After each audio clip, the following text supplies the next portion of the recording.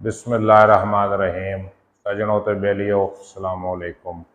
मैं प्रोफैसर खिजर अब्बास ते तुसा मेरा शेरो शायरी वाला चैनल के पोइट्री लिखते पे हो। अज मैं तुहारे वास्ते एक सराइकी दोहड़ा गिन के आया पाकिस्तान दे वास्ते। अब पाकिस्तान का दिन गुजरिया कल परसों ते अज पाकिस्तान के हवाले नाल दोहड़ा पेश करेंदा पिया। जरा समात फरमैसो ते कमेंट करके दसेसो जो किमें लगा।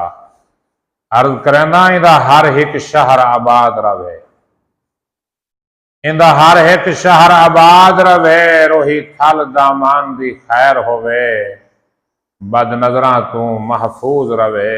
इंदे हर इंसान दी खैर होवे ते मुखलस लीडर खुशहाल वसन।